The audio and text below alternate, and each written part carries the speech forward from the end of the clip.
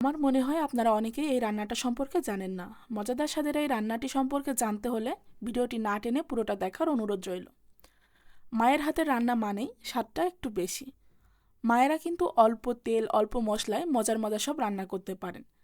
তারা রান্নাগুলো আমাদের মতো সাজিয়ে গুছিয়ে না করলেও দিন শেষে এটা মানতেই হয়, মায়ের হাতের রান্নার কাছে আমাদের রান্না কিছুই না। আসসালামু আলাইকুম। এমআর কিচেনে আপনাদের সবাইকে স্বাগতম। আজ আপনাদের দেখাবো শাশুড়ি মায়ের হাতের সিগনেচার কিছু রান্নার মধ্য থেকে মজার একটি রান্না। রান্নাটি করার জন্য মা চুলায় একটা কড়াই বসিয়ে তাতে পরিমাণ মতো তেল দিয়ে দিল। তেল গরম হয়ে গেলে একসাথে পাটায় বেটে নেওয়া জিরে, কাঁচামরিচ, পেঁয়াজ, রসুন বাটা ও স্বাদ মতো লবণ দিয়ে কিছুক্ষণ নাড়িয়ে নিয়ে অল্প একটু নারকেলের দুধ দিয়ে দেওয়া হলো। এবার এর ভেতরে হলুদ গুঁড়ো দিয়ে মা মশলাটা ভালোভাবে কষিয়ে নিচ্ছেন। কষাতে কষাতে মশলায় যখন তেল ফুটে উঠেছে তখন এর ভিতরে মা পরিষ্কার করে ধুয়ে রাখা দয়া কলা বা বিচি কলাগুলো দিয়ে দিল।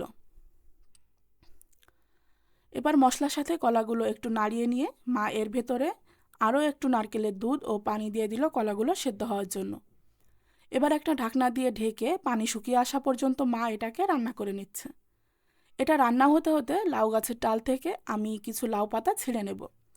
বিচি কলা রান্না করার সময় এর ভেতরে লাউ পাতা দিলে এর স্বাদ বহুগুণ বেড়ে যায়। বেশি না, 4-5টা পাতা হলেই হয়ে যাবে। এই তো আমার পাতাগুলো এখানে ছেঁড়া হয়ে গেছে। এবার এগুলো আমি সুন্দর করে পরিষ্কার করে বেছে নিয়েছি। এদিকে কলার পানি শুকিয়ে গেছে। মা কলাগুলো ভালোভাবে কষিয়ে নিয়ে ঝোলের জন্য পানি দিয়ে দিল। ঝোলের পানি যখন টকবক করে ফুটে উঠেছে তখন লাউ শাকগুলো ধুয়ে মা ঝোলের উপরে দিয়ে দিল। এবার একটা খুন্তি দিয়ে শাকগুলো কলার সাথে ভালোভাবে মিশিয়ে নিল। এবার ঢাকনা দিয়ে ঢেকে শাকগুলো সেদ্ধ হওয়া পর্যন্ত রান্না করে নিতে হবে।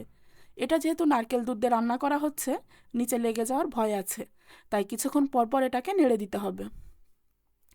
এই রান্নাটা মাখা মাখা খেতে বেশি মজা লাগে, তাই ঝোলটা যখন মাখা মাখা হয়ে গেছে মা তখন এটাকে নামিয়ে নিয়েছে। দেখতে যতটা লোভনীয়, খেতে তার থেকে অনেক বেশি মজার হয়েছিল। ভাজা জিরের গুঁড়োটা না দিলেও সমস্যা নেই, তবে যশোর খুলনা এলাকার মানুষদের ভাজা জিরের গুঁড়ো ছাড়া চলেই না। রেসিপিটি ভালো লাগলে প্লিজ লাইক কমেন্ট করতে ভুলবেন না, কারণ আপনাদের একটা লাইক ও কমেন্ট আমাকে নতুন নতুন রেসিপি তৈরি করতে আরও অনেক বেশি উৎসাহিত করে। নতুন নতুন সহজ সুন্দর রেসিপি পেতে ভিডিওটি ফেসবুক থেকে দেখে থাকলে পেজটি ফলো দিতে পারেন।